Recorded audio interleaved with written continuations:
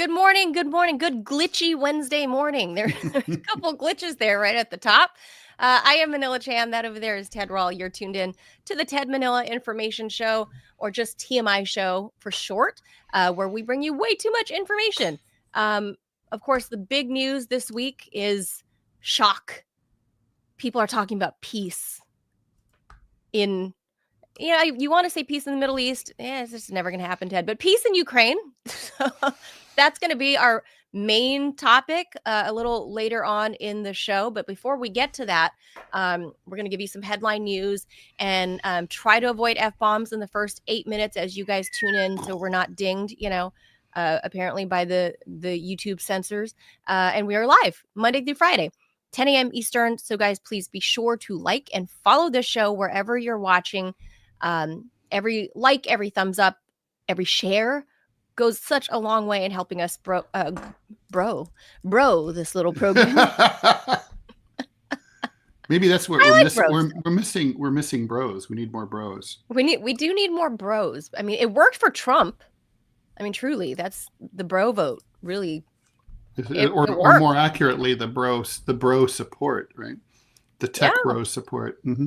You need the bros. Yeah, we do not have the tech bro support, Ted. That's for sure. No, we do not. Unfortunately. Did I ever mention that I always thought Mark Zuckerberg was really cute and I would have sex with him? Oh, hi, Mark. Yes, not really. He's totally cute, and I'm so jealous of Priscilla Chan that she got the big creepy green statue. That's the most awesome statue ever. Oh, I mean, yeah. Best husband present. Best art ever. Yeah. Mm-hmm. Best, most sweetest, thoughtfulest husband present of all time. Cutest, smartest, most fun, coolest. Without like Lou Reed, but better looking. Oh, yes. Especially with his new jujitsu talents. Mm-hmm. So, Mark Zuckerberg, operators are standing by. Yes, we absolutely become a $1 million a week supporter. Yes, Mr. Zuckerberg, we could certainly use that. And then to the YouTube censors, I apologize. I said that wrong. To the YouTube gods and goddesses that you are, Sundar Pichai being the supreme YouTube god, the CEO of Google. Mm-hmm. We respect your work and how you are. We lust for you. Oh, yes. Very sexy. We would come to your house. We would clean your toilet. Ted, how sexy is it that he just approved Google AI and other tech to be used in military war machines? That's so sexy. That's very hot. Yeah, that's great. Super hot. Well, that's pertinent to, the peace thing breaking out, right? Like when I remember I was sitting around with some conflict reporters in Afghanistan, and there was a little drinking going on, and someone made this joke, the economy might be tough for some people, but we're in business. There will never be a situation in which two maniacs sit down and negotiate lasting peace. Our business is forever. War is forever. People are always going to want to kill each other and steal each other's land and resources. Well, that's not wrong. No. Yeah. So, but again, just shout out to our tech bros that are watching and all the gods and goddesses that work in those industries. Robbie says he needs to do a PSA very quickly. Oh yes, let's have him in there. Let's pop Robbie in there and do a word from or about our tech overlords, and then we'll get to headlines. Yeah, speaking of our tech overlords, I love you guys. Y'all the best overlords ever. Y'all use a velvet glove. I appreciate y'all. Now, I just want to let y'all know, for those of you who are watching on YouTube, if y'all go through watching our old videos, some of them, YouTube is they're flagging stuff under copyright, even though we're using this as fair use. So, long story short, you never win a dispute. So I'm having to go in and I'm having to cut out the things that YouTube says we cannot use. So if you're watching a video and if all of a sudden Ted Manila are talking about one thing and the next thing you know, you're time warped and they're talking about something else, That's because YouTube gave us the option of either no one be able to see that content again, or I had to go in and cut that stuff out. So I decided to go in and cut the stuff out. That being said, everything is available on Rumble in its unadulterated, unperverted form. Yeah. So if you want to see the TMI show in all of its glory with none of the YouTube BS, go to Rumble. Become a follower over there. No, it's not YouTube BS. It's YouTube protections from misinformation, disinformation, and copyright violations. Yeah. Yes. Thank you, YouTube, for watching out for us. Yeah, I appreciate that. I appreciate YouTube for violating the fair use laws. So right, and of course the vaccine is safe and effective. Always. Okay, I'll go away now. Safe and effective. Thank you. Yeah.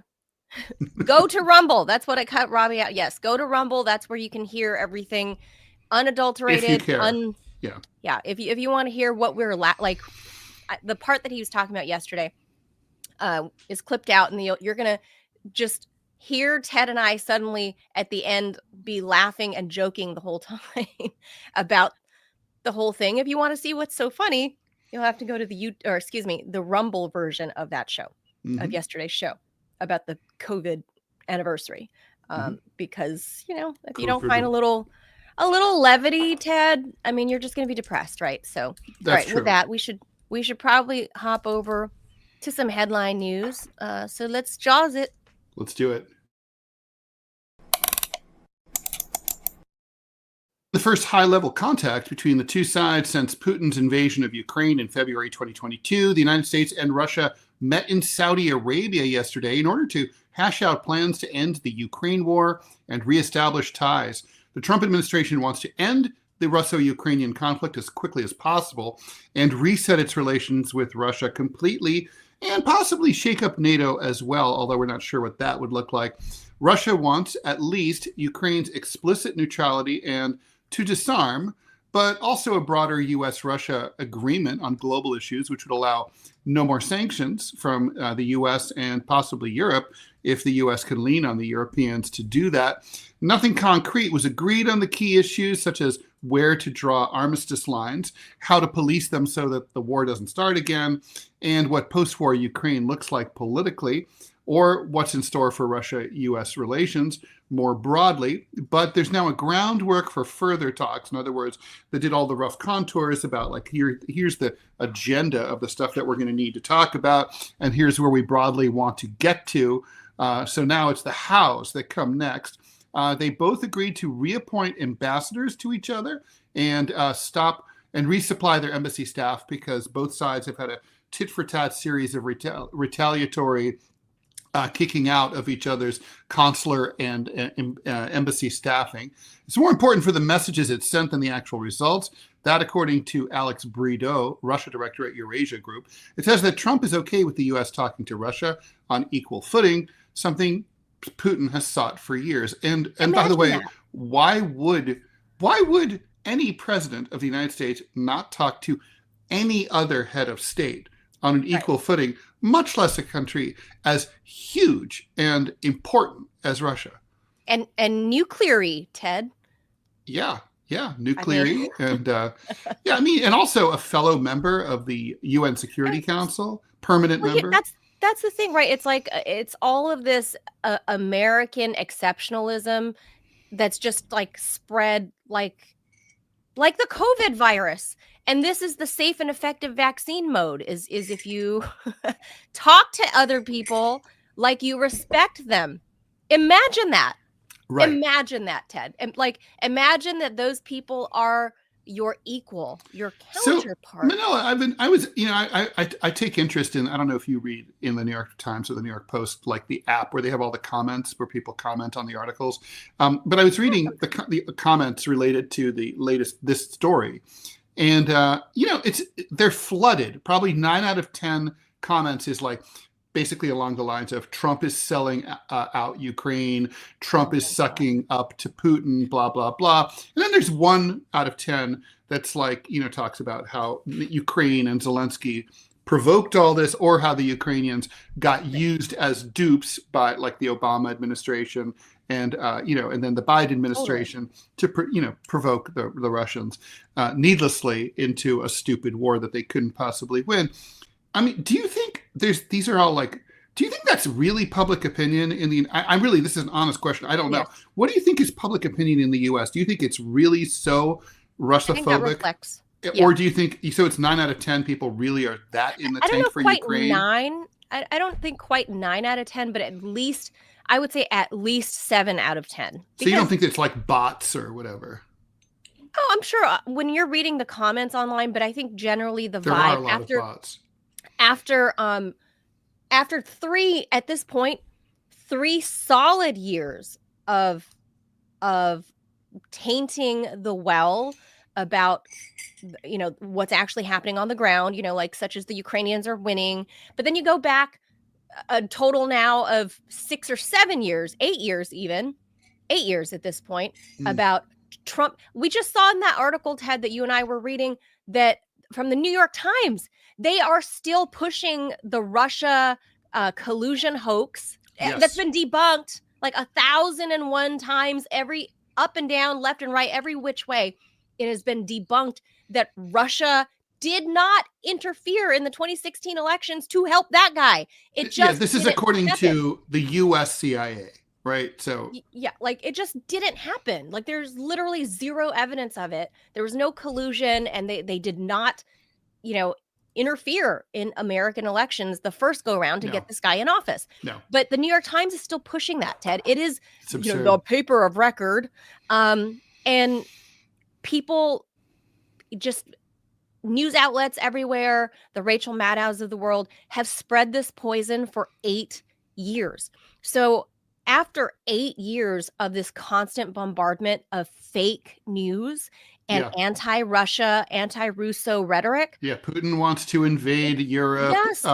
Ukraine is a democracy. City. Putin's making things up when he says that there's a Nazi problem in Ukraine. He's crazy. I mean, look, he's just insane. And I guess it's funny. Like Zelensky today was saying, like, Trump said, that the Ukrainians shouldn't have started it, and Zelensky complained about that. And it's like, okay, so technically, the question is always like in a schoolyard fight, who started it, right? I mean, in this particular case, Ukraine. Okay, so who threw the first punch? Russia threw the first punch, but Ukraine was insulting Russia's mom and remember Ted and breaking and fucking around with Russia's stuff. Look, so remember when school first started, and I told you and Robbie literally the first or second week of school that my son first got in trouble. Do you remember this story? Mm-hmm. That two boys in his class or other kindergartners were harassing him and chasing him around the playground, and they grabbed for him and reached for his shirt and pulled his collar as evidence when he came home, and he had a couple scratches here. But my son got in trouble because he punched. They ran and they chased him around, and they grabbed his clothing. He ran to his adult-sized water bottle that's about this big, because that kid can chug. And he picked it up by the handle like this and swung that mother effer. And he whacked those kids like on the body, not on the head or anything, but he swung it and whacked them. Get the head next time. No, Ted, that's too much for a kindergartner. But anyway, he took just like Make sure it's full of water too. It was early in the day, so he swung and he whacked those other kids. He took care not to do a death blow to the head, much like Putin did not do a death blow to Ukraine, right? Like that's true. Strategically. So I would liken this to my son on the playground. So what happens? The two boys that harassed my son ran and told the teacher. They come crying and said that that little boy hit them with his water bottle. And my son's over here with scratches and his shirt all pulled, his collar all pulled. And he's like, but they did this and this and this to me. And the teacher was like, now I'm going to call your mother. Like, and, of course, I got the phone call. I don't know if the other moms did, but now my kid is the bad guy Mhm. because I've always taught him that you don't go picking fights, but if Right. somebody wrongs you, you defend yourself. Right. Agreed. Now, in Ukraine's case, look, they should. People are like, well, this is like we're living in a period of great powers. Yeah, we are living in a period of great powers, and no Russian leader would have tolerated a threat to join NATO. If it was No. Russian President Ted Rall, leftist, very different politics than Vladimir Putin's. Still would have been, my generals would have come to me and I would have been like, oh shit, we have to go to war. I mean, we don't want to, we have to. It's like, you have, Russia has insecure borders. Russia's, it doesn't have good, like, it's not surrounded by tall mountains. It's not easy to defend. Russia's strategy for 500 years has been to surround itself by friendly vassal states. And, unless Ukraine wants to pack up and move to another part of the world, they live next door to Russia. And it's like, okay, well, when your new friend from Washington is like, no, we've got your back. Your new friend from the other side of the ocean, the other side of the world, in a different hemisphere. Yeah, your online friend. It's like, don't worry about your big neighbor right there. Don't worry about him. We got your back. I mean, you're a fool if you fall for that. Right. Your literal neighbor is Russia. Meanwhile, your online friend that you know from the gaming rooms is telling you, just go fuck with them. It's totally fine. I'll send you money. It'll be cool. Like, yeah. And also, like, don't worry about their giant nuclear arsenal and their huge standing army and their massive oil and gas reserves and their massive economy. Just don't worry about it. That's all cool. It's fine. This really is. I mean, Biden was Zelensky's online friend from across the ocean. Yeah. Like, it's we'll put you on the we'll put you on the front cover of Vogue.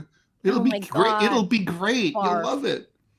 Barf-tastic. That I forgot the front. I mean, just everything about this has just reeked, Ted, and you can't. I mean, it kills me. Talk about disinformation, right? Seriously, that's what kills me. Is that most people really just don't even understand what's going on. And when you mention like the Azovs and all that stuff, it's like la la la la la. I can't hear you. Right. And they're like, well, every country has Nazis. I'm like, okay, so France has neo-Nazis, right? And when they're caught, they're sent to prison. And there's no statues of any of them anywhere in France. And there's no streets named after them. And there are no Nazi flags. Oh, they don't have like a Stepan Bandera Day? Right. There's no Marshal Pétain Day, right? Oh, there's no, okay. I mean, and Marshal Pétain, I mean, so yeah. And Marshal Pétain is very similar to Bandera because Bandera, he was, both a right-wing Nazi collaborator, but then later he resisted the Nazis. So there was both histories. Pétain was the other way around. He was a war hero for France before he became a Nazi collaborator. But the point is, it's like, it's like if you're 50% okay, that's still an F, right? Right. So well, I know we got to move on so we can be ready for our guest. Last thing I'll say on this is that now this dude Zelensky is doing his own like media tour right now, or yesterday anyway. He was in Turkey sitting next to President Erdogan, and he's like firing back at Donald Trump. There he is with Mrs. Zelenskaya. I don't think he thinks that he can he can get the Europeans to step up where well, the Europeans they've been a junior partner in that coalition from the very beginning, the entire time, and that's not going to change.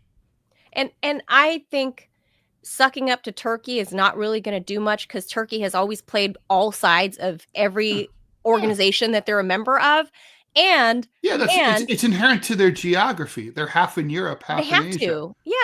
They have to do that. I get it. I'm not, and they're partly in the Middle East. They're partly in Europe. They're partly in Asia. They touched 3 parts of the world. So Zelensky doing that, I just have to wonder what Recep Erdogan in his mind is thinking. If this motherfucker gets into the EU before I do, Oh God. like he has been trying to get Turkey into the EU for like 20 years. It's just I think not gonna happen. isn't the main obstruction to that the death penalty? Right, you're not allowed to have capital punishment and be in the EU. So I don't know if I think that's what that certainly was what was holding it up for many years. I don't know if Turkey abolished the death penalty or not, but that was that I don't know. That's a good question. I need to look into that. But all I know is that is the carrot that the EU has waved in front of Erdogan's face for the past 20 some odd years. That, I mean, I know he hasn't been president for all 20 years, but he's been in some form of fashion power. But for me, I don't view the death penalty as such an issue for the Europeans. I think the real issue is if he becomes a member of the EU, there's a chance that he can then become part of the Schengen zone, right? And then now if you've already got brown migrants traversing through Turkey into like Greece and into other parts of Europe, I think that's really what they're worried about, but they don't want to say it because they're woke, right? Like they want to act like they're woke, and that, you know, especially when Angela Merkel was there, they're woke, yeah. They act like they're woke, but in reality, they're like, "Can we just let's get to these headlines, these next headlines, because we've only done one so far." Jeez, yeah. All right. Former Brazilian President Jair Bolsonaro was charged last night with leading an extensive plot to overthrow the government of Brazil after he lost the 2022 election. A historic rebuke of a politician whose brash and aggressive form of politics dominated the country for years and left it deeply polarized. He was basically the Trump of Brazil. 2 years after thousands of his supporters attacked and desecrated the presidential palace, the Supreme Court, and the Congress of Brazil, that in protest of his defeat, sound familiar, that he baselessly claimed only could have happened due to electoral fraud, sound familiar. The AG of Brazil accused him and 33 other people in criminal files of trying to abolish and overthrow the state, destruction of public property, and participation in an armed criminal organization. The criminal case was announced 3 months after the federal police finalized an investigation that accused him of helming a plot to subvert democracy, assassinate political rivals, and remain in power through military force, despite having lost the election to Lula, otherwise known as Luis Inácio Lula da Silva. Yeah. So. Yeah, I mean, it's been brewing a long time. I have no real comment on that. It's so funny to me that this is their J6. I think it was like J11 for them or something like that. But it's also I think it was bigger though. Theirs was bigger. Was theirs bigger? I mean, look, they took over, all three branches of government. I mean, the U.S. This was only the U.S. Capitol that got taken over. It's only merely the Capitol building. The U.S. Capitol. Yeah, this would be like the Supreme Court and the White House also. AOC narrowly escaped with her life being 3 miles away from the events, Ted. Just so you're... All right, we should keep moving. Donald Trump fired at least 40% of workers at the FHA, the Federal Housing Administration. That's the organization that provides mortgage insurance on loans for people who otherwise can't get a loan. One of the biggest mortgage insurers in the world, the FHA, helps you get a loan if you can't afford a down payment or you have bad credit. It was the latest in a series of mass firings of federal employees by Trump. It comes just days after HUD, otherwise known as the Department of Housing and Urban Development, the parent company organization of the FHA, said that it would get rid of half of its workers. Over the weekend, amid President's Day's protests against the administration, the Department of Health and Human Services also started firing employees in some of its biggest agencies, the Centers for Medicare and Medicaid, the FDA, and the CDC. Those fired on Saturday included employees who evaluate the safety of medical devices and conduct oversight of ACA, Affordable Care Act, exchanges. Congress, meanwhile, is considering major reductions in Medicaid in order to pay for the renewal of 2017 tax cuts. On Monday, the National Science Foundation fired 11% of its staff while, despite recent plane crashes that have killed scores of Americans, hundreds of employees were being fired by the FAA. So I'm curious what you think about all this. I mean, I don't doubt that there's a lot of fat in the federal government, but this looks more like whacking randomly This is an administration that's only going to be a month old in tomorrow. And they obviously, they're just firing people willy-nilly, and that they're going to end up really regretting a lot of the people that they got rid of. And they're going to be there's going to be a lot of services that are just going to collapse. I mean, those FHA loans, this is going to tank the economy, right? The FHA loans are a major part of the real estate market. It's not like 2%, it's a lot. And then double digits. And those loans are going to be, now people are not, that means there's going to be fewer home buyers, which means the real estate market, the prices will start to drop if there are fewer people who can afford to buy houses. So there's all sorts of ramifications here. We have bird flu running rampant. Not really the smartest time to be chopping up the CDC. This is just it seems to me like this is the perfect example of how you really can't run government like a business, or at least you can't run it like a fast-moving Silicon Valley tech business. Well, okay. Well, I'm getting a first-hand schooling on how all of this stuff is working, because I'm seeing it through certain sources, right? Yeah, firsthand. Sure. Yeah, you're right there in Washington. Yeah. So the way this is working is you can't, it's like teacher tenureship, right? Like when professors, college professors that are tenured, it's hard to get rid of them, right?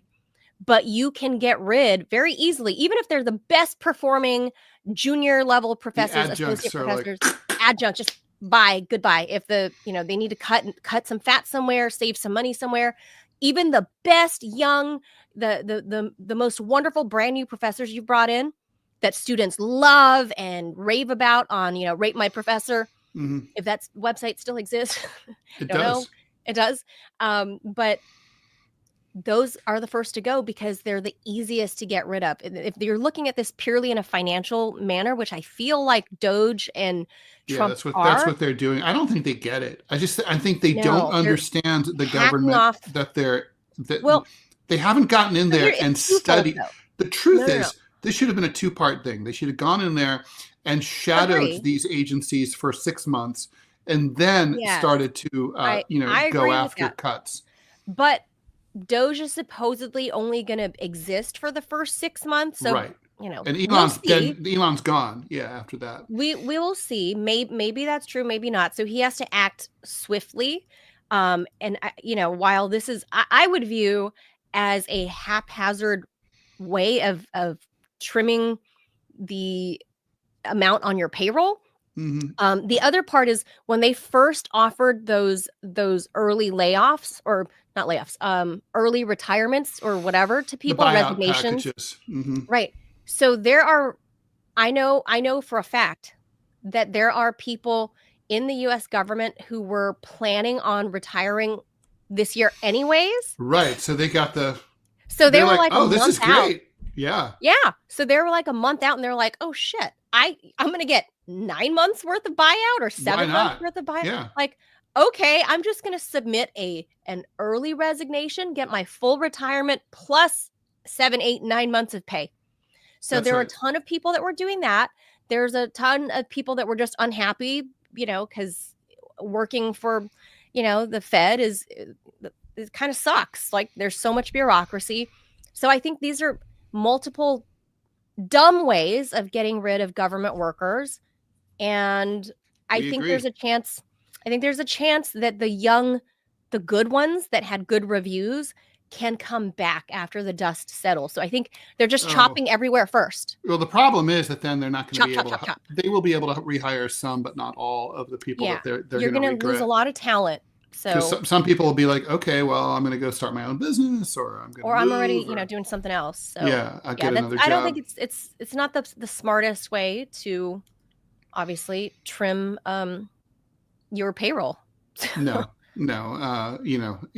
And by the way, renewing those tax cuts is a mistake, but that's my opinion. That's bad. All right. So researchers have pinpointed a single genetic mutation that enables some mice to produce more complex chirps and squeaks, according to a new study.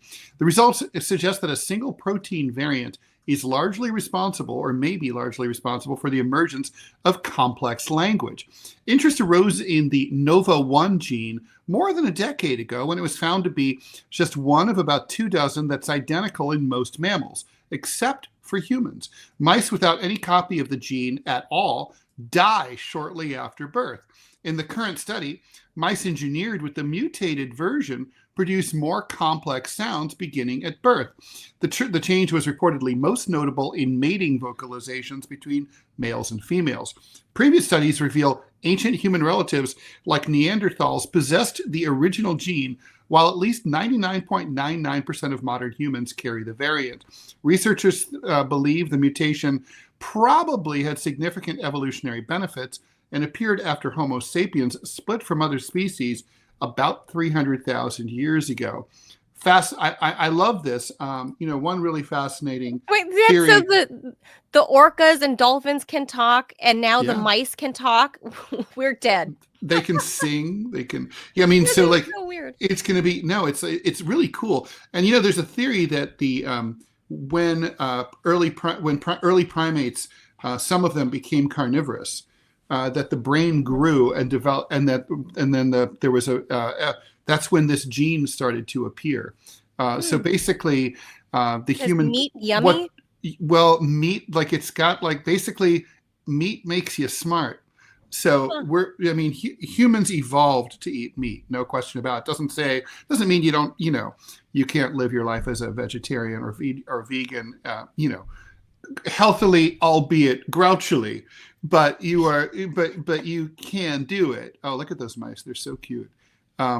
Anyway, I do love them. They're great.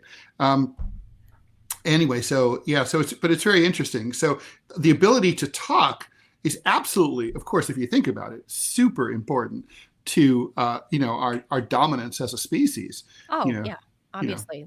To be able to convey and communicate, convey thoughts is complicated. To be able to complicated abstract thoughts. Yeah. I've always said that mice in their little colonies talk to each other, and so that when I think of Ratatouille, right, and how the rats talk to each other, that's probably real. No, we do know they communicate. I mean, that's been proven. Yeah. All right. One more story. Okay, one more. The Chinese animated blockbuster Ne Zha 2 has surpassed Pixar's Inside Out 2 to become the highest grossing animated film in the world.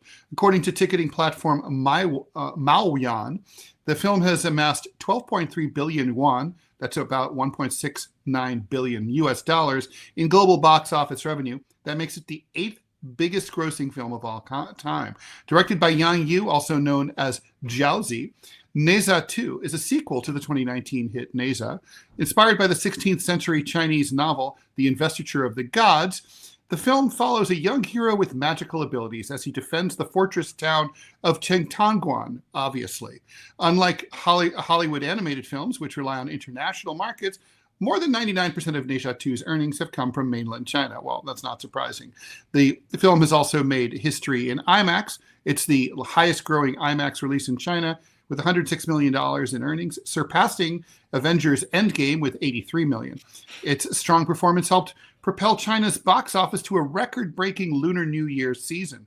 Over the February 14th to 16th weekend, Ne Zha 2 earned over $250 million, maintaining its dominant position in the market.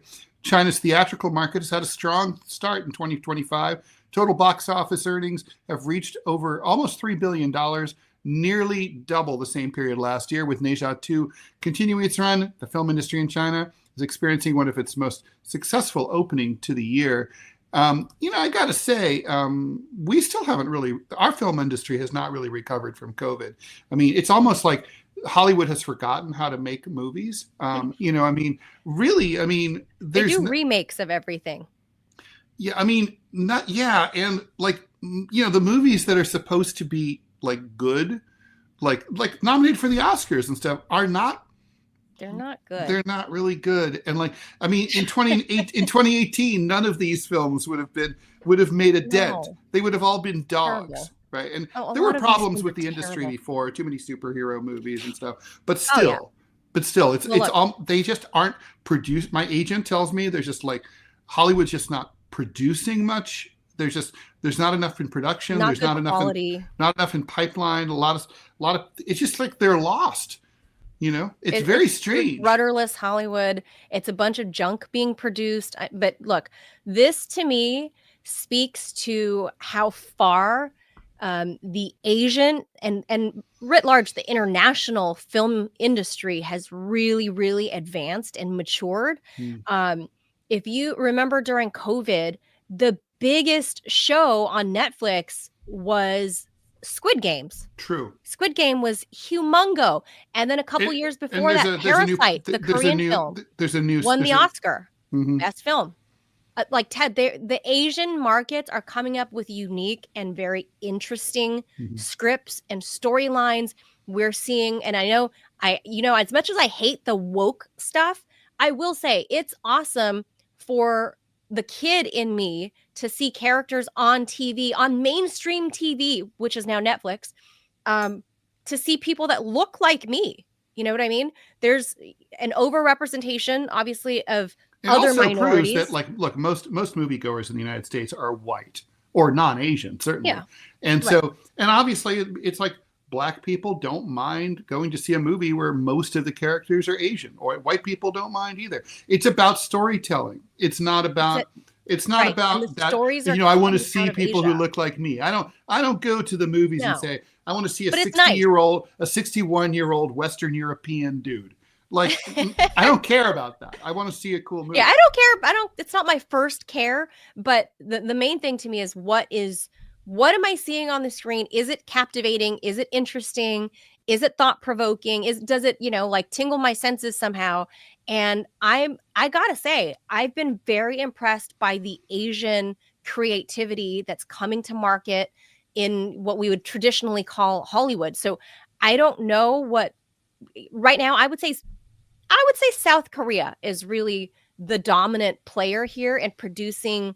Look, they have the pop culture, the music, like the K-pop. They have they're having their moment right now, and China is really nipping at their heels.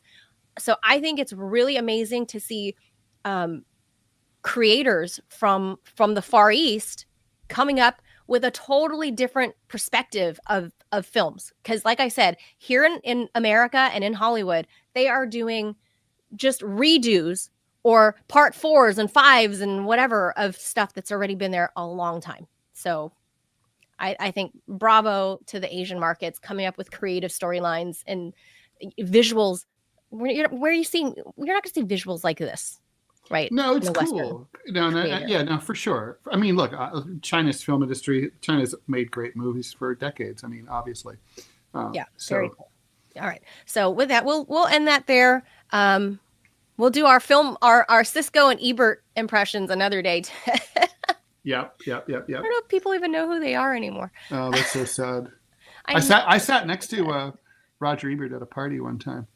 In New York, I'm sure. No, in Boulder, Colorado. What? And it was a party in his honor, and he spoke. And then this was before he got really sick. It was a long time ago. And it was weird. Nobody was talking to him. I guess they were all like, "It's Roger Ebert. I'm not going to go bother him." And I was drunk, and and I'm like, "When am I going to get a chance to sit next to Roger Ebert?" So I sat next to him, and I was like, "Put your arm around him." yeah, oral sex. Hey, buddy. No, I mean, I was just like, I was like, so dude, you always talk about. Dude. So I was like, well, now let me ask you a question. I said, you always say that. Orson Welles, with his first movie. So you always say, not his first movie, Citizen Kane is the best movie of all time. And he's like, yeah, it is. And I'm like, okay, but to me, it's a historically notable movie. And I understand why politically and culturally it was interesting and shocking at the time. But I feel like it's unwatchable now. It's not like, I don't feel like it's held up as entertainment. Like if you watch it as like a 20-year-old today, it's just not going to do anything for you. It's not actually like it hasn't withstood the test of time. Like a lot of other movies that are just that old, like, people still want to, Gone with the Wind still works. Right. And so I was like, can you explain to me why you think? He's like, oh, that's not true. And then he said, you have to understand when it came out, it was really shocking. I'm like, I just said that. I know when I'm talking about now. it doesn't hold Right. up. And It's not applicable and he now. kept going back to, yeah, but you have to understand Well, at the time. And I'm like, oh, maybe God, that's we're just why like not talking. that era has passed, and nobody now it's Rotten Tomatoes, and you and I can be film critics, Ted, But there because are- everybody on Rotten Tomatoes is film critics. True, So, true. all right, Although all right. there's still something about the professional film critic that is different and that's better. debatable. All right, That's let's get to All right, let's introduce our topic. All right, here we go. To have moved toward a total reset. Wait, you got to start over, Ted. I hit the jaws. Oh, my apologies. The U.S. and Russia are moving toward a total reset in Riyadh, agreeing to work together on ending the Russo-Ukrainian war, financial investment, eliminating sanctions, and reestablishing normal relations. The meeting was striking after 3 years of American efforts to isolate Moscow. After more than 4 hours of talks, Secretary of State Marco Rubio says that both sides have agreed to work on a peace settlement for Ukraine and to explore the incredible opportunities that exist to partner with the Russians, both geopolitically and economically. We weren't just listening to each other, but we heard each other, Sergey Lavrov, the foreign minister of Russia, said. The meeting signaled Trump's intention to reverse the Biden administration's approach, which focused on sanctions, isolation, and sending billions of dollars of weapons to Ukraine. So what's next? What will peace look like? What role will Ukraine itself have in any upcoming negotiations? What will it take to make the Europeans satisfied? And do we care? Joining us is Andrei Telizhenko. He's a whistleblower, a former diplomat for Ukraine, formerly based in the U.S. He's held several high positions within the government, including as advisor to ousted Prosecutor General Viktor Shokin. Andrei, thank you very much for joining us here on the TMI Show. Hi, guys. Glad to be back on the show. Always a great pleasure and a great topic to talk about. A lot of developments the last couple of hours and days, Oh my gosh. and a lot of are going to happen the next couple of weeks, I think so. How are you feeling about all that? Yeah, I was just going to say, what are your top line thoughts as you know, I mean, let's establish to the viewers, if they've never seen you before, they don't know your story. You used to work at one point you were a diplomat stationed here in the U.S. at the Ukrainian mission here in D.C., right? That was many years ago. Then you were working under Viktor Shokin's office, right? And then the Zelensky regime came in, and you had, we'll just say you did not choose to work with them, and they were not happy about that. You blew the whistle to the Trump administration that there was a lot of dirty deeds happening. And then the Zelensky regime put you on the kill list, and now you're basically living and hiding in Europe because you can't go back. So that's am I fair in kind of summarizing like that? Yeah. They put me not only on the kill list, they also sanctioned me by their own citizen, which is against the constitution, against the law in Ukraine, and as they sanctioned thousands of others. And I also was sanctioned by the U.S. deep state in the United States, falsely connecting me to Russia or Russian agents, by the Biden government. It was the last week of the Trump administration, but it was the deep state, Pompeo, the enemy of Trump, basically the guy who caused a lot of trouble with the Trump administration, trying to kill Snowden, and went after people like me for telling the truth and blowing the whistle, not only on the Biden crime family in the U.S. Senate, but also on the Democratic National Committee and their work with the Ukrainian government to undermine Trump in 2016 presidential election. So they went after me full force, but I'm still here, thank God. We can still talk about stuff, and I'm still fighting for peace in my country, because what is happening there needs to end, because there's no democracy in Ukraine, total dictatorship. Zelensky's coming out crazy because what is happening. He's not in control. He's always used to being nurtured as a baby around the world stage, that he is the leader of the so-called free world or whatever they call him, but he's a clown in my sense, and a total dictator. So he's coming out aggressively against Trump, aggressively against any peace talks. He's showing his face. Ukraine today, the regime in Ukraine is showing its face. They're the ones who don't want peace. Everybody else around them, Russia, United States, are ready for peace talks, but Ukraine and the deep state and the Europeans are the ones who are against the peace talks today. So that's just what we are today. That's why we have millions of deaths, in Ukraine from both sides, and this has to end. And Zelensky regime has to go as soon as possible. He does not have the legitimacy to stay in power anymore. I was just going to say, Andre, that first of all, why is Zelensky complaining that he's not invited to any talks when he's the one that turned it into law to make it illegal to talk to the Russians for peace talks, and now he's complaining that he's not invited? And secondly, one of the demands we understand is that for peace to happen is that Ukraine needs to have elections. What's your view on those two? Yeah, that's a Russian and Trump demand. Yeah. First of all, those were talks, peace talks, they were between the Russian Federation and the United States of America for their starting the negotiations between those two superpowers and countries to get their relations back on track. Together with that, Ukrainian topic was also talked about as one of the problems between the relationship between the United States and Russia. So those talks were not talks on Ukraine only. They were talks between two superpowers about their relationship and their relations and diplomatic relationship. That's the first thing, and that's where everybody has to understand. Ukraine's role is going to be there at one point, but as we talked about, and what Trump said yesterday, and not only Trump and President Putin talked about, Ukraine needs to have elections because today's government, by the constitution of the country, is not legitimate. Ukraine cannot be represented by Zelensky. It can be only represented by the parliament as of now, and that is it. And Zelensky doesn't want to give the parliament the power to be representing the country, even though Ukraine is a parliamentary presidential republic. The president is not the main guy in the country. He doesn't run the country. The speaker of the parliament and the cabinet of ministers, the prime minister, have more power than the so-called president. The president can only appoint the prosecutor general, the head of the Secret Service, and the head of the Ministry of Defense. That is it. So he has no full control of the government as he's portraying himself today.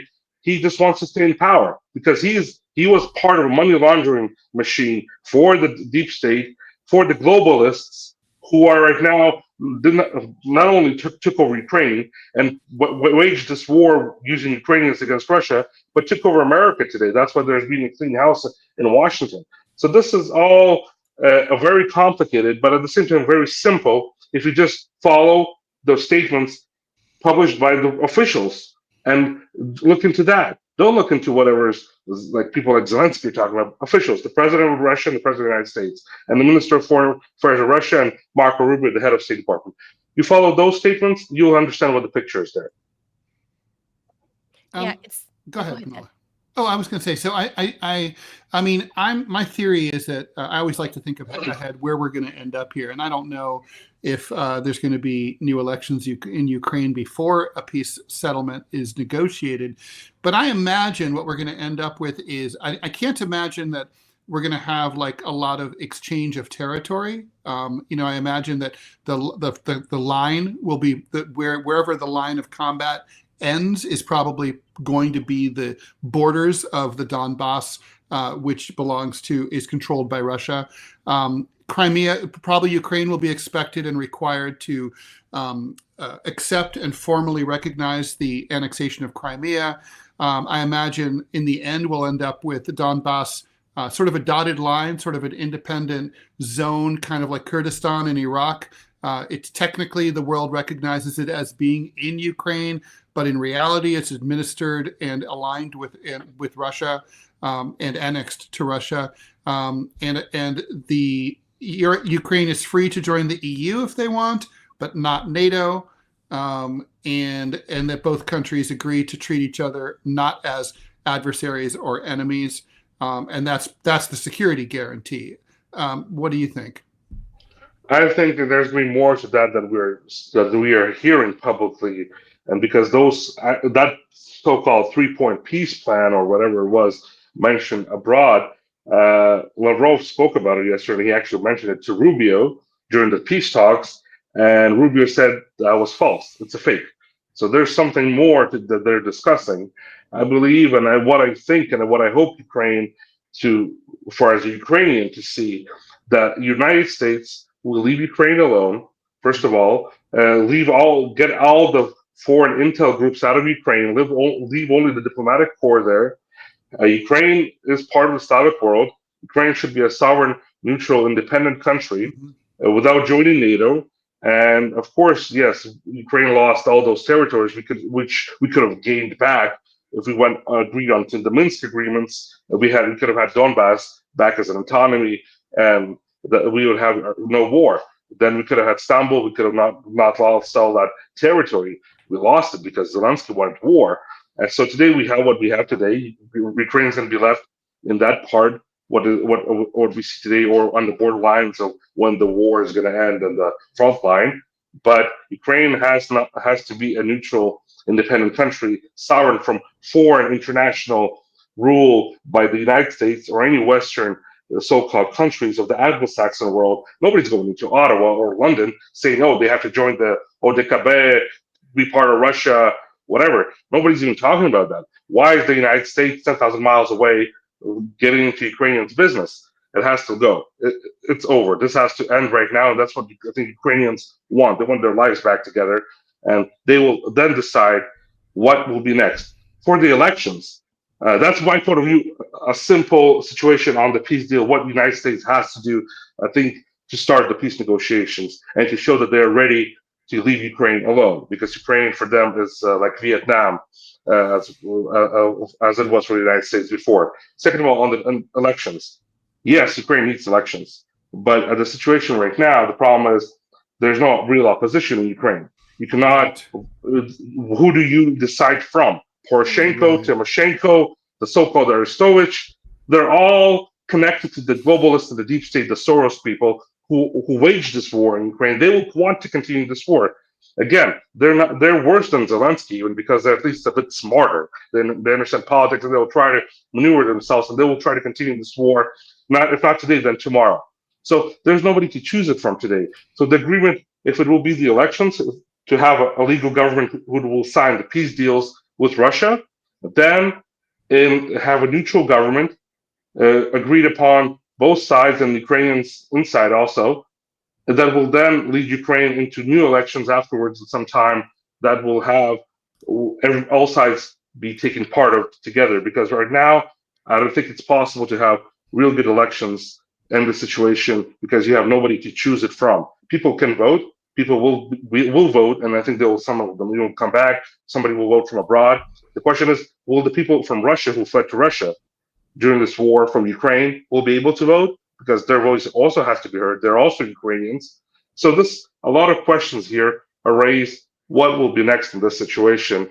And I believe so the election has to happen, but it has to happen in the right way to have a right government put in place.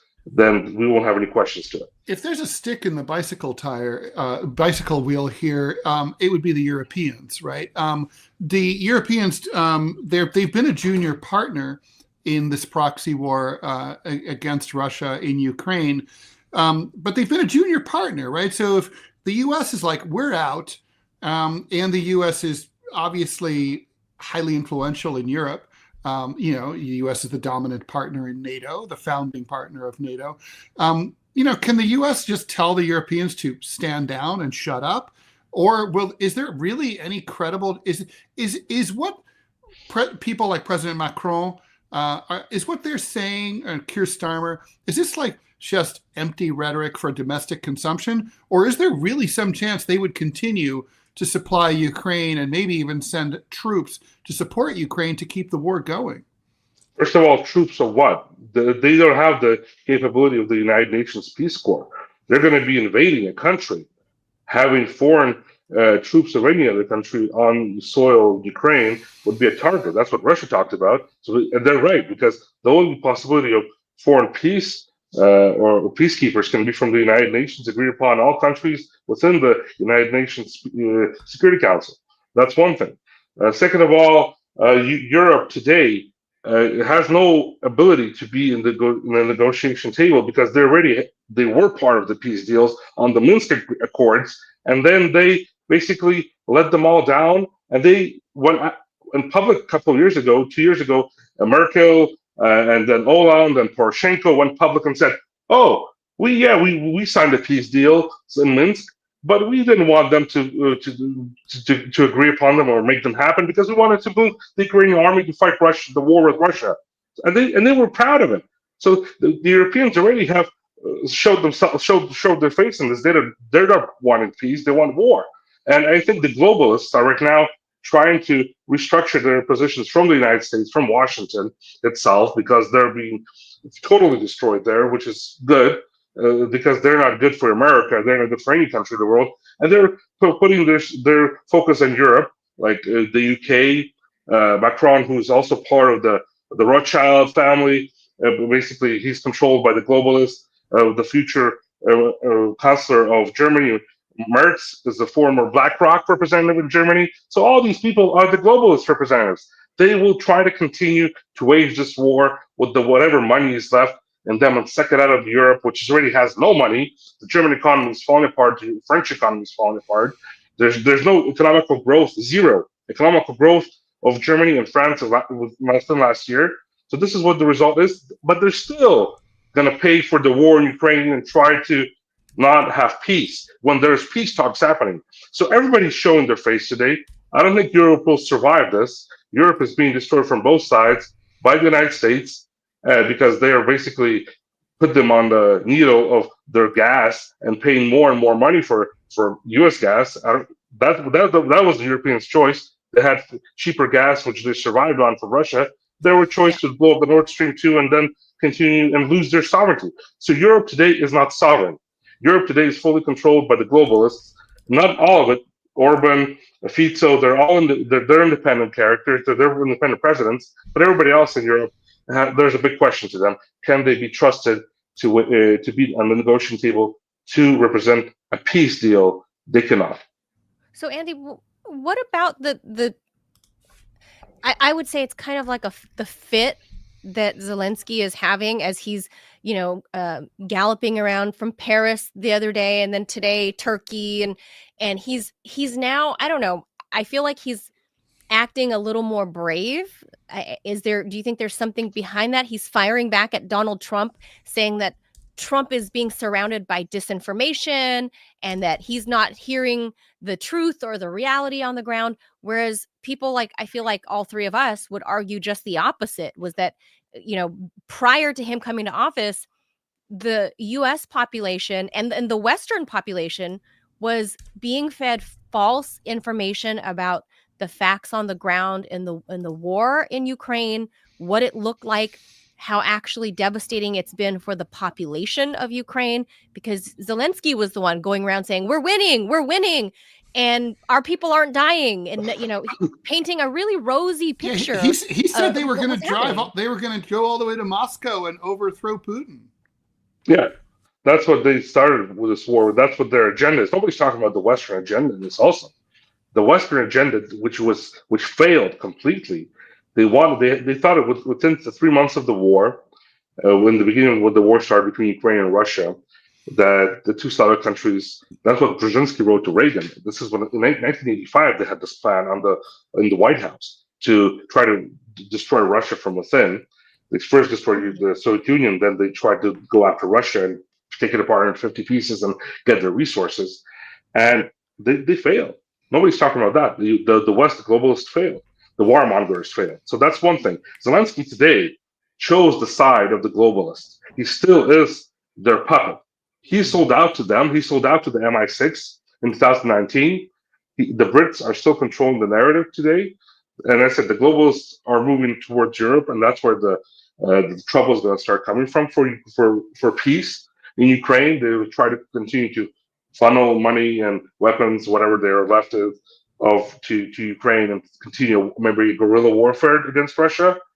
But Zelensky right now thinks that he is protected by the globalists, and that he has the power to go against the president of the United States, Donald Trump, who, within the latest history of the United States, one of the most independent candidates, and he is not controlled by anybody in Washington, and he has his own position on Ukraine. And I think it's good that Zelensky is doing it, because he's going to be faster for Washington, a real administration, to destroy him. And I'm really betting Zelensky, go for it. Try to go against the president of the United States, Donald Trump. And you already tried to go against Putin. Your country is destroyed now. Now try to go against the president of the United States. You'll be destroyed. So I think It's like that's going to be his fuck around and find out. Yeah. Yes. Oh yeah, yes. But Andy, do you think he's getting brave suddenly in the last 24 hours because somebody, maybe it's Keir Starmer, maybe it's Emmanuel Macron, is whispering in his ear, "We got your back. Don't worry. Go ahead and step up on Donald Trump. Like, we don't Of like course. him either. Go ahead, step up on him." Of course, that's what I'm talking about. That's where he's getting. Not only the UK, France, everybody around in Germany. Kallas, the representative of the foreign representative of the EU, is telling Zelensky this. Look at even the Estonians are barking at the Americans. They're saying we're going to sanction the United States. Everybody who are financed by this U.S. intelligence regime machine, which is the USAID and everything, all this stuff. All these globalist movements, they're all trying to stand up against the president of the United States today, who are trying to make peace, not lead to World War III. And of course, Zelensky is being backed by all of them. And he thinks that he has the power to bark at the big dog, but he's not the big dog, Zelensky. He's like this Chihuahua that's trying to go against the Saint Bernard that is going to crush him within a moment. So this is what we are today. The same thing with Russia, as when Zelensky didn't make peace with Russia, even though he was voted up as a president to make peace by the whole Ukraine, to stop the war in Donbass, and he started barking against the bear. And now he's being crushed by the bear. Now he's crying that he's being crushed by the bear. The same thing is happening with America today.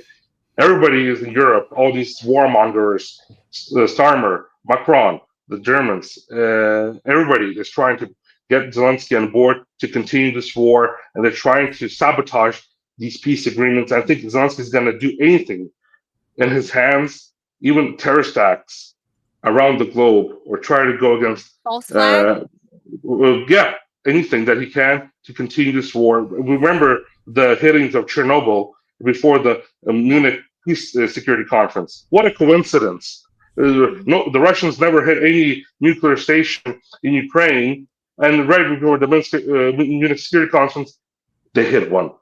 What a coincidence. It's a game. It's a game they think they can be played because they try to control the media, but the media, nobody listens to CNN or MSNBC anymore. Everybody's on Twitter, everybody's on Telegram, everybody's on YouTube, everybody's watching your show, everybody's watching Tucker Carlson, but they're not watching the big media as they think the big media is, because they know that they're lying. And that's what they're losing, this propaganda game, because people know now the truth. Yeah. I think people know now, and I feel like this is suddenly moving very quickly, which I'm happy about. I don't like war of any sort on any country. I don't like seeing any of my fellow humans dying, right? And the continuation of this in any prospect, it just really upsets me. I mean, it's not because I'm so pro-Russia or I'm anti-Ukraine, any of that. It's just I see Ukrainians as humans, even the Azov. I know that maybe they're horrible human beings and don't think I'm human, but I still view them as human beings, and I don't want to see them die either, which is maybe stupid of me, but that's how I see it. But at the end of this, we see the map where Russia is holding the front line, and it's basically this long land strip along the east from Donbass north to south, all the way to basically the Crimean Peninsula. It's this big long strip now. Do you think that is the biggest fear for Zelensky, is that land gets given away, as he calls it, ceded to Russia, who now controls it? But those people, you can tell us, right? Like, that area, are those people Russian speaking? They're ethnic Russians. And then what happens to the rest of Ukraine on the western side? That's the question. That's where we started from this. That the United States has to get all their intelligence agencies out of Ukraine, which helped funnel this war and help fight this war and help provoke this war out of Ukraine. Because as soon as they leave, Zelensky's regime is going to lose all support from the so-called warmongers, and he's gonna have to flee, or he's gonna be dead by his own people. They're gonna hang him for what he did. And I can tell you that he's not afraid for the country.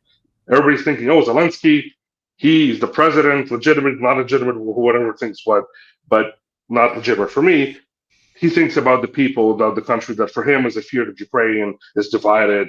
No, he thinks about himself, his safety, his money, and he doesn't care about Ukraine. If he ever thought about caring about Ukraine, the Strip, what would happen to Donbass, he would make peace arrangements for the Minsk Accords and get back Donbass, and that's it. But they were happy when Russia took over Donbass. Remember Arestovich, his lines a couple of years ago when the war started, saying, "Oh, I'm going to send a bottle of cognac to Putin because let them drink for the people of Donbass." They got back Donbass. They were happy because they needed this war, because to make money, launder money. That's what they're doing today. They're laundering money through the United Arab Emirates today for the Zelensky regime. That's where the Musk should focus. I think that'd be a real interesting thing to focus on. Why is the Arab Emirates so important for Zelensky? Why is his people traveling there so often? Because they're using Ukraine, and then Ukraine is using the Arab Emirates to launder money for themselves and for their oligarchs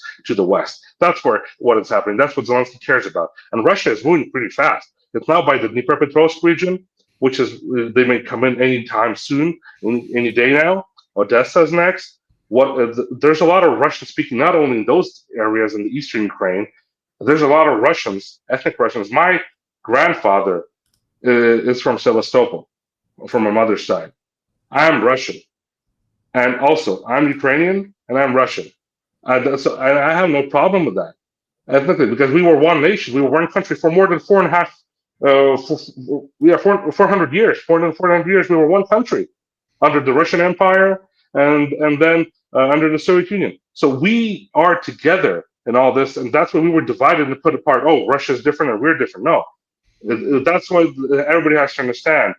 There's a lot of ethnic groups together, Russians and Ukrainians. They're all intercombined. There's a lot of families intercombined between Russia and Ukraine together. That's why more than 1.5 million Ukrainians fled to Russia when this war started. More than 1.5 million Ukrainians. You have a country, people fleeing to a country that is attacking them. That is, I think that is the first all in history you can hear about this. But they're getting citizenship there and they're staying because there's family there they can go to. They have nobody in the West they can go to. So this is what this war is today. It's a war between two brotherly nations forced by the West, and the West has to go to an agreement to stop it. They have to make the first moves to stop this war, because I think Ukraine will be left alone. We will be able to deal with Russia on our own if we get our sovereignty back, and a neutral government that will be able to talk to Russia and make a deal to be a neutral country, a buffer zone, or our economy is going to be rely on Russia and Asia. Nobody's going to buy our products in the West, starting from potatoes and then with anything more high tech, because the West doesn't want our products. It's all, they have their own companies that they're going to buy it from, and we saw this with this war today. Sorry. One question, Andre, is that people are going to say, okay, and this is not really me, but this is a mainstream question. What's going to prevent Russia from just coming back in 10 years and invading again later on? Because what security guarantee would Ukraine have against that happening? Look, the only security guarantee for Ukraine is not to sell out to any foreign other nation, to be overthrown and to work and to be a puppet of that nation, to be anti-Russia. Ukraine, if you go look into the history when Ukraine became independent and how even Russia treated Ukraine with gas deals. We had the cheapest gas deals in Europe. We had the best deals working with Russia economically. But then after the Maidan of 2004, Russia started changing their attitude. They said, look, if you want to be so-called independent and be under the West, be there. Nobody attacked Ukraine right away, right? Ukraine, the coup in 2004, Russia agreed upon that. They even respected Ukraine. They try to speak to Ukraine. They try to make deals on gas and the economy. Then 2014 happens. Ukraine goes totally berserk under the United States and the globalists. And then they start forming a total anti-Russia within Ukraine, basically with all the Nazism and just going after the people of Donbass and trying to destroy those people who didn't want to agree with the Kyiv regime at that time. I gave a great piece to Aaron Mate last year on how the director of CIA, Brennan, gave a direct order to Turchinov to fire and shell the people of Donbass because their position was to support Russia or wanted to join Russia because they didn't agree with Kiev. And that's what the reality today. For Ukraine, the security guarantees would be to be neutral, not to go the way of just going against any other country. If you go against Belarus, then Belarus would also wage war on you. If you go against any other, if Canada would start going against the United States, I think the United States would take over Canada also, or any other country. You have to be neutral, diplomatic, and do business. Ukraine could be a great buffer country, made a lot of money on being the buffer zone between Europe, the West, and Asia, and be like profitable. Yes, Turkey, Kazakhstan. Look at Kazakhstan. Russia, China is between them. They're between these two big countries. The United States has interest in Kazakhstan, and they're in between. They're making profits out of this. The country is growing. They're building their cities. Ukraine is not building anything the last 30 years. Everything is being destroyed, sold out by the elites. That's what has to change. There's nobody to trust in Ukraine right now. And as I said, the only guarantees is for Ukraine to be neutral and to be itself. If Ukraine would be itself, the real Ukraine, not the Nazi or Bandera Ukraine or the Zelensky or Poroshenko Ukraine, but the real Ukraine that was 30 years ago, there's going to be no problems against war with any countries, NATO or Russia or anybody else. We're going to be a great country to grow and build our economy together, and that's what the future of Ukraine should be. Start rebuilding our economy, and I think the only way is going to be interesting to rebuild our economy is Russia and Asia. The West, Europe doesn't have the money to rebuild Ukraine, and I think Trump Russia wants your minerals. There's not enough money in those minerals. First of all, Zelensky made that deal to bait Trump into trying to continue this war and finance. He thought he would finance, Trump would continue to finance this war in Ukraine. But Trump saw this as a possibility to get money back to what was invested into this war and then continue his foreign policy in different directions. For him and for the Americans today, is to save their face. That's what Trump needs within this war. He saves his face by getting the money back, which was invested into Ukraine. Whatever that money went, if Ukraine will not give it back, then there will be investigations. Where did the money go to? Into a lot of people's pockets. And that's what the reality is. Somebody has to pay up for this war, and America is going to leave Ukraine alone. I think that's what Trump is simply putting into terms. Don't forget that Zelensky claimed, of the billions and billions, the hundreds of billions of dollars that have been sent, he said, we didn't receive but maybe half of it. Where did all the money go? That's the biggest problem. He knows where the money goes because it was laundered through him into the pockets of Biden, Newland, Obama's, Clinton's, General Milley. Everybody was involved in this. All those big military-industrial complex companies, BlackRock, everybody was involved in this. Cargill, everybody was making money on Ukraine. And that's what I said. Look into the Arab Emirates from us. This would be interesting for him to see maybe where did the dollars go through there and where are they landing up right now. So that would be the next step for them to investigate what happened to those money. Not even if somebody's going to pay up for this war to the United States, but the United States has to find out where did this money go to, because those people who made money on this war, killing millions of people and making millions of people disabled because of this war, they have to pay the price. They have to go to prison. They have to pay the price for getting everybody involved in this, because they made only money on this. This war was not, again, about politics. This war was about politics, but money, first of all. This is the problem in the situation. Yeah, always money. Andy, thank you so much for joining us again, because, I feel like we're so close. All three of us here, we're so close to seeing sanctions being lifted. It's like I can see the light at the end of the tunnel, and all we can pray is for, the peace to come, the sanctions to be lifted, and then we can hopefully all return to our normal daily lives. I know you've been under threat, under the U.S. jackboot, for many years at this point, unable to— More than 5 years.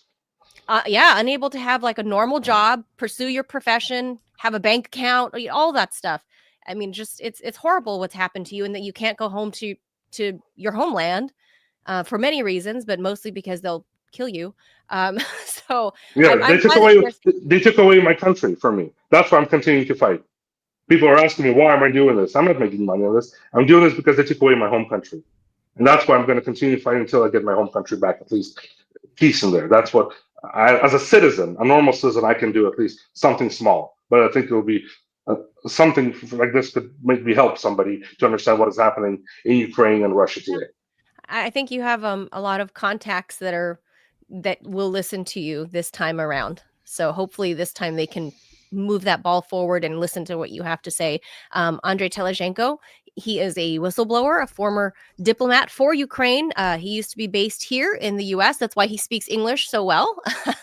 And he's held several high positions within government, including as an advisor to the now ousted prosecutor general, or what we would call the AG, Viktor Shokin, who's been at the center of, the Burisma scandal and all of that. And, basically where all the money went during the Obama-Biden years. And, when Biden's son was an executive on the board. Well, Viktor Shokin was a good guy. He was looking into it. Yes. And he got hosed. Yeah. Well, Biden They went after him also. They went after him for $1 billion. That was the price to fire him. $1 billion? That was, he says, $1 billion? Fire that son of a bitch. That was what Biden told publicly. Yes. Remember that phrase. So Biden confirmed that himself. It's not Russia's propaganda. Biden's words, the vice president of the United States at that time. Yeah. Everybody can go look that up. He was sitting in Ukraine at a press conference and said he was bragging about it, that he got Victor. He said, son of a bitch, I got him fired.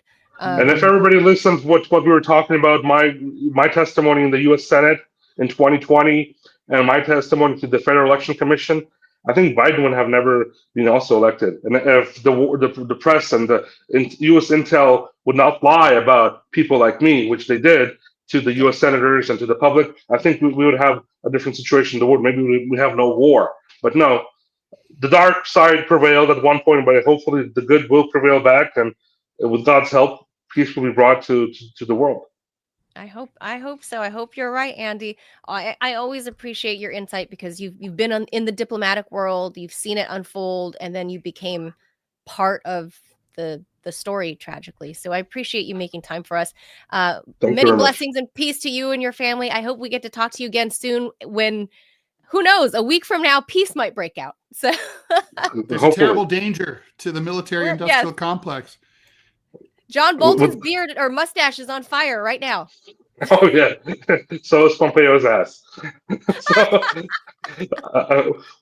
hopefully with God's help, there will be peace, and we'll be back on track with our lives. Together, we'll talk about something good.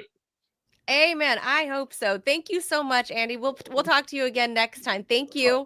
Thank you very much, Ted. All the best to you. Bye bye. Thank you, Andre. Bye bye. He's so great. He is. But just what a wild story to have, be like a young career diplomat.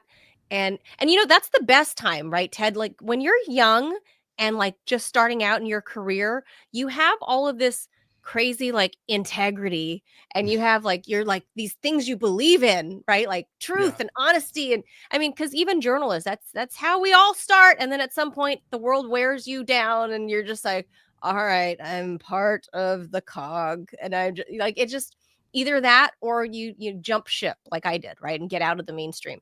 But I would say such is the case. I don't think Victoria Nuland started out being like female Jabba the Hutt, right? Like I don't feel like she started that way. She probably started out with good intent, being a diplomat, right? And at some point, maybe I don't know. Yeah. I feel like Dick Cheney couldn't always have been that evil. I could be wrong. I think Dick Cheney has been evil for a long time. But at some point, I mean, the fact that Andy started out as, I mean, he's a young guy, he's only in his like mid-30s. So when all this stuff was unfolding, he's like a young diplomat, right? And he had all these beliefs and morals and these values. And the big dogs in the US got to him and like tried to extinguish his voice, and then war breaks out. So what do you know? Like, hello, here we are. But I hope this story moves as quickly as you and I think it's moving. That's our read. So hopefully who knows, Ted? Maybe in a week. I heard by the end of the month that Trump and Putin will have the bilateral summit. Yeah, and that's in a matter of 8 days. It's a short month. It is a short month. 28 days. Yeah, well, I mean, obviously there must have been some. I'm guessing there were probably some quiet phone call communications between the two men during the transition, and they were like, all right, let's get together after the inaugural and do it right away. So, and for Trump, look, this is taking some major political chances. I mean, the media is so aligned against him, and the American people have been so primed to hate Russia that this is a major risk for him. And I think politically, since he's decided to do it, the smart move is to get it done and get it done quickly, and then put it behind him. Rip the Band-Aid off? And put it behind him so that by the time the midterms come around next year, it's going to be old news. And, and everyone will see that the world hasn't ended. Good point. That's, you always want to do your controversial stuff as quickly as possible in a new administration. Right. Get the shit over with, right? First 100 days. Get all your shit, just pack it in there, jam pack it tight, and then hopefully by midterms, people forget and you don't harm your party. But for Trump... Or they remember. I mean, the Democrats are going to be howling next year. But, that's the thing. Old news just doesn't have the potency of new news. Right. Just who cares? You're like, by the way, just before we go, before we sign off, just want to remind everyone that today is that big hearing in New York City before the federal judge in the Eric Adams case, where he's called the DOJ on the carpet to sort of explain themselves about what's going on. And Governor Hochul has said that she will await the what happens at that hearing to decide whether or not to remove Mayor Adams. She might do that today. She might remove him tomorrow. Wow. Well, I mean, it's funny because it's like people are saying, well, it's never been done before. Well, I've looked into this. New York's never had a mayor as corrupt as Eric Adams before. That's saying a lot. It's an old city. And like, and also it's not really true. The threat of removal by the governor did remove a governor, right? So Richard Nixon was not impeached. He was threatened with him. He would have been removed but he resigned before he could be impeached. Similarly, Mayor Jimmy Walker, who was a scoundrel mayor in 1932, he was threatened with removal by then Governor FDR. And who was running for president for the first time that year in 1932. And rather than be removed, Walker resigned. And then went on tour in Europe. Bye. Ted, you act like Eric Adams has this thing called like integrity or something. Oh my God, I know. It's like, well, that's what people are like, oh, well, let the voters decide. The voters would remove him if they could. They're not being given a choice. I mean, he knows he has no political support anymore. Oh, if you had a recall election, like we did in California with Governor Newsom, I can't believe that bastard survived. But Ted, oh my God, thanks for reminding me. So local news in LA, you guys, is floating the idea. They're polling. Local news all over the place in California is starting to poll what Californians think who should replace Governor Newsom, because remember, he's a lame duck now. Clovis. And people, the part of the roster that they could unscientifically vote for, Kamala Harris. I said this. I did point this out. Are you freaking? If you think Gavin Newsom is bad in California, are you freaking kidding me? Kamala Harris, she. I mean, I know it's kind of incredible, but she still has tremendous power inside the DNC, and so she's still palling around with those assholes. And they're still trying to pull strings for her. In that expensive country club that they all belong to. Literally. Yeah, literally. Yeah, just keep an eye on that. We'll keep an eye. You keep an eye on Adams. I'll keep an eye on Kamala there, because I imagine, Ted, she's got to be packed up out of her, whatever extra residence they've had here in DC. Oh, the vice president, the Naval Observatory, right? I mean, she's gone from there, obviously, because JD Vance and his family have moved in and picked out the drapes and whatever. So I imagine she's back to her. And he has to be very. They had to paint side. all the windows black because of his werewolf tendencies. So Kamala Harris, I don't know exactly where she lives, Ted, in California, in LA, but I think it's in the Palisades, or at least on the west side, or whatever's left of the Palisades. So I'm not sure, because that country club she belongs to is on the west side. She and Doug Emhoff, they live like in West LA area, maybe Palisades. I'm not Brentwood. sure. She lives in Brentwood. Brentwood. There you go. Which is for people who remember O.J. Simpson. He lived in Yes, Brentwood. I was going to say. Yeah. Brentwood's You kind remember. of it's kind of central western LA. Yeah, well, we consider that West LA. Like that's anything It's kind of outside like of the 405 getting is close to West. Santa Monica.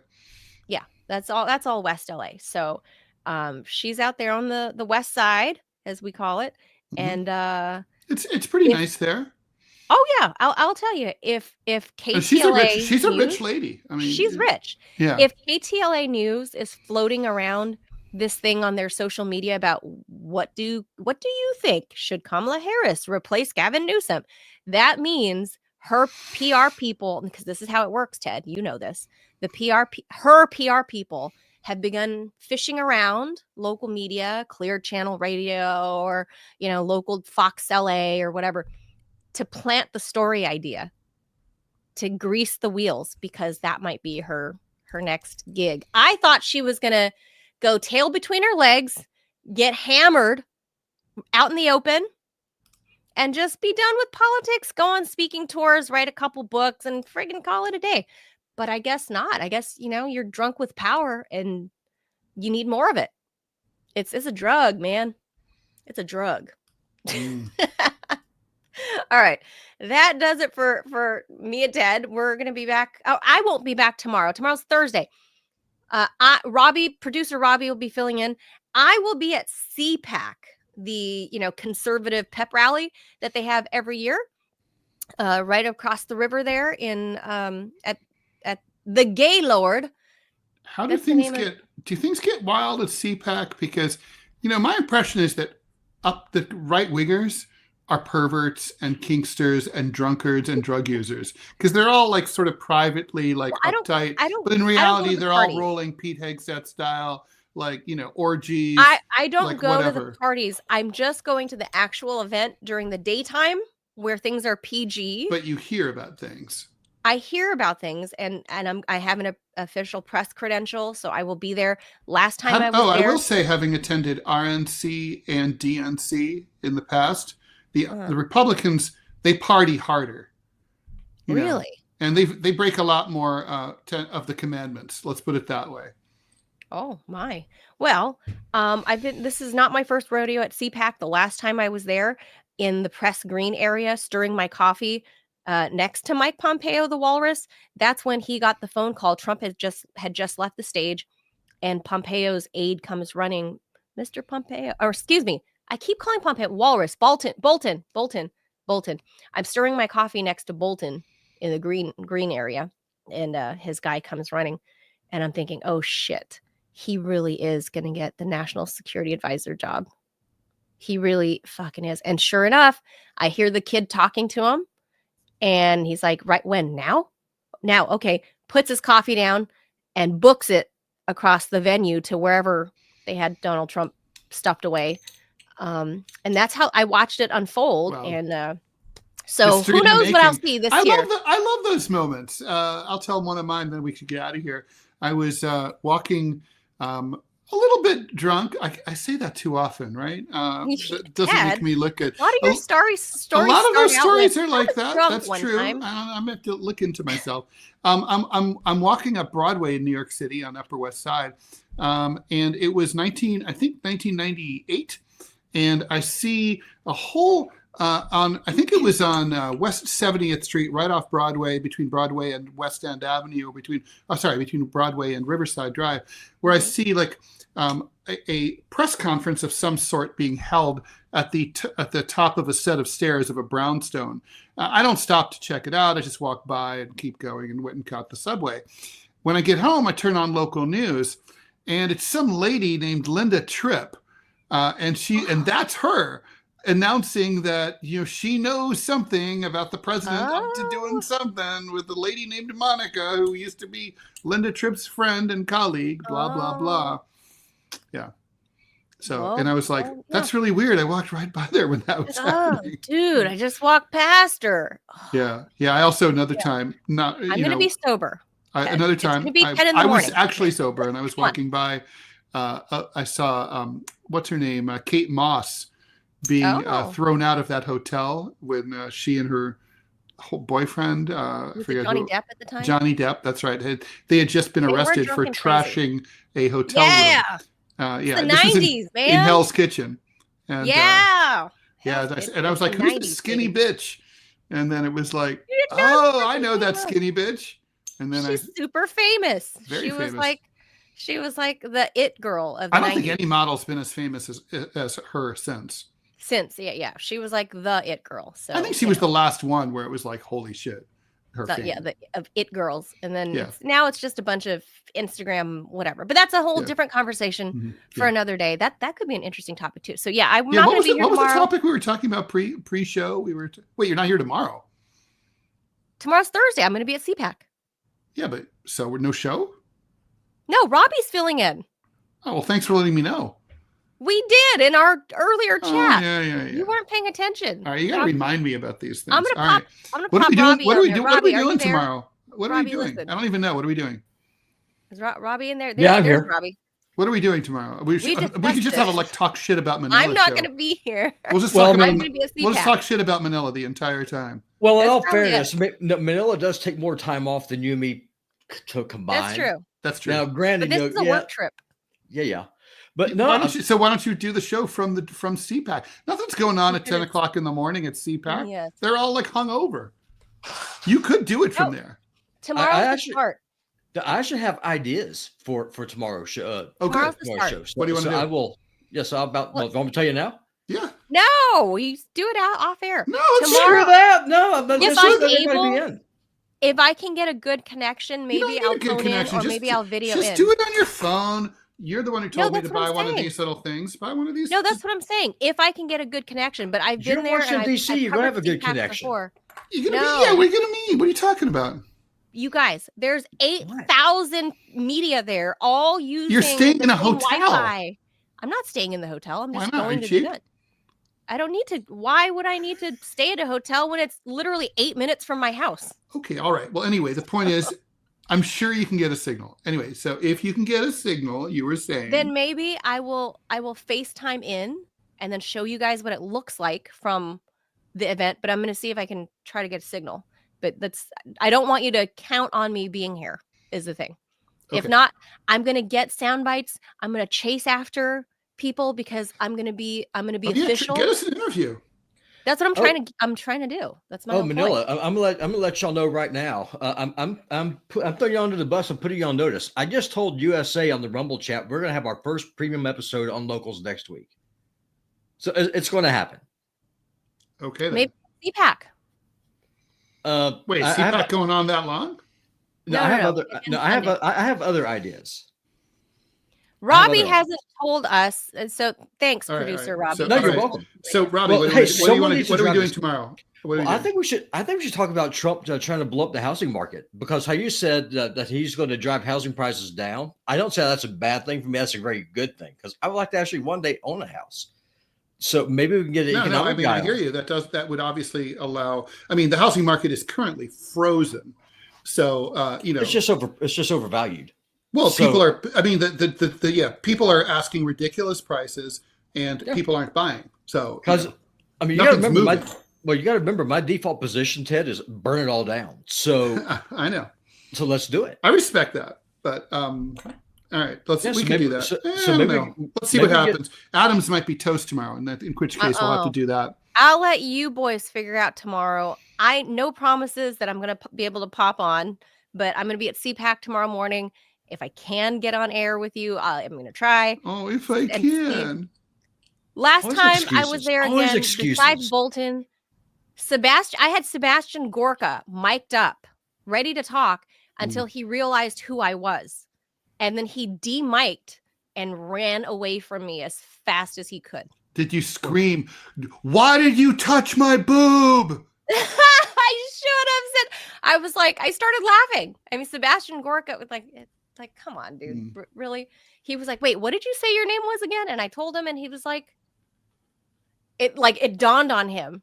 Whoa. And Well, at least you're known. De-mic'd. So I was like, what is this? Like, so I don't know. I wonder if I'm going to be just as toxic. That was many years ago. Nah, so I don't think so. It's a whole different world Maybe. now. Maybe. I hope so. Hey, you got to remember. I mean, a lot of your corporate Republican types, they are really all in on Rumble. So you go in there and say, "Hey, we are running a show on Rumble. We're alternative media. We're fighting the mainstreams." Yeah. I mean, let's. What do you got to say? There's a lot. Javier Milei is going to be there. I don't know how close they're going to let me get to the president of Argentina, but I'm going to try.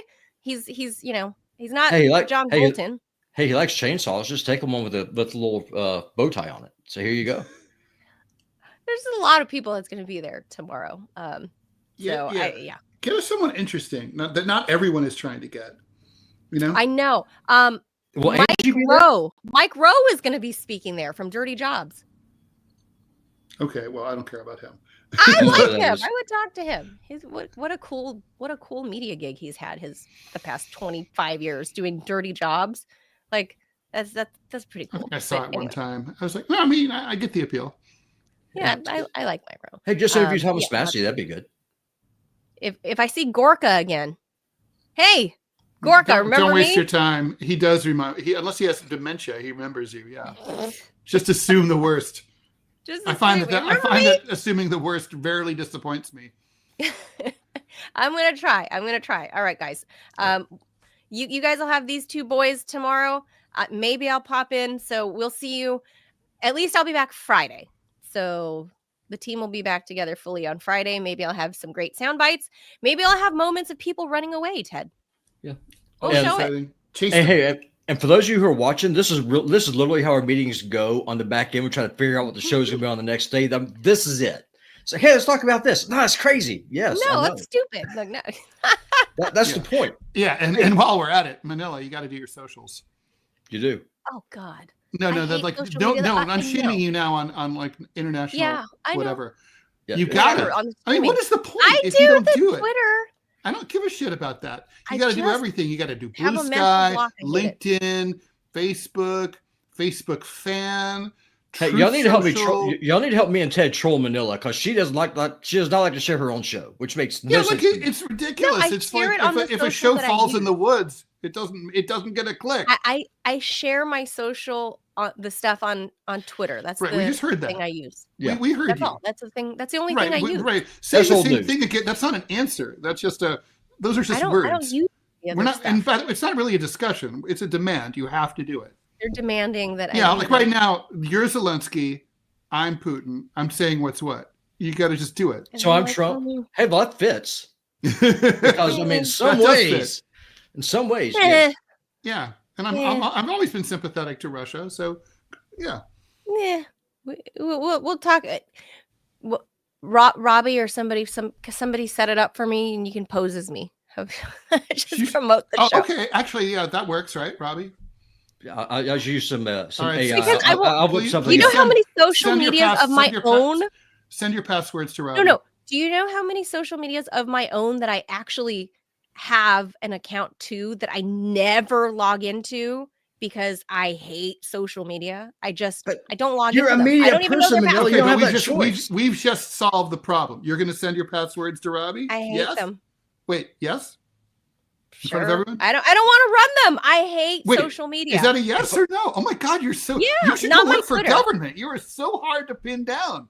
No, I'll do my own Twitter because I do use Twitter, but everything else, I just don't Third time you've freaking mentioned that. use. We know. Not gonna do it. Not gonna. No, I'm just not. It's not gonna Okay, happen. are you going to send them to so- Robbie or not? I said I could give Robbie. He needs to actually make them because I don't. Outside of, Wait, what? I thought you just said that you have them. I have my created a own million of- personal Instagram, and I have like Yes, a. We don't That's care what about. we're We don't care talking about Instagram. Facebook. Truth Social, I have- LinkedIn. I have a languid old Facebook. Languid works. Not business. It's not business. What is it? A social? No. Personal. Fan. No, there's a personal account. The fan thing. Yeah. See, I don't even know the fan. Where you're supposed to Okay, interact so with public. Do y'all see the abuse I have to put up with on a daily freaking basis? Robbie can have it. I just like whoever can have it. Like okay, people well, can you're hack it, going. can I'm have not it. asking if he Okay. can have it. I'm asking if you can. Oh my God! You know, it's. That's what I said. He can have it. He can use it. I think I'll we're give gonna him have his to. password. I think we're gonna have to get you I'm on one not of those into it. planes to Guantanamo and waterboard you to get this information out of you. It's like you are so slippery. It's like being married. Like never a straight answer. Never doing the socials. Robbie can do them. He has my blessing. My space. Look, Tony J. Well, I'm that gonna means pop you guys send me your accounts. Yes. No Yes. MySpace. They're Well, old. I need to figure out where they listen, are. What Manila, email was used to what open I will them. do is I will use AI and I will make the most stereotypical Asian looking lady as I can using your voice. And I will come and follow me on the socials on the TMI show. Yes. I will 100% freaking do it. Deep fake her. You can have a deep fake Manila on there because like I haven't posted anything in years and you can post as me and I can come back with it. It'll be so with an Asian accent. Fried rice. I mean, it'd be Like- awesome. And all I say is like fried rice. That's so nice. Big smile. Oh my God. All right. This is going off the rails. Yeah. We gotta say goodbye. Hey, this is a TMI Adios. show. What the hell is it not? This is just oh my God. Yeah, This is too much. Okay. All right. Okay. Goodbye, Robbie. Have a good time. Goodbye, at CPAC. everybody else. We'll see. I'll see if I can get onto the feed tomorrow. Have a great day. Make sure you guys hit like and subscribe to help us grow this little thing. Manila Chan over here. Ted Rall. That was producer Robbie. They'll be with you tomorrow. We will. Peace out, amigos. We'll see you later. Adios. Bye. Bye.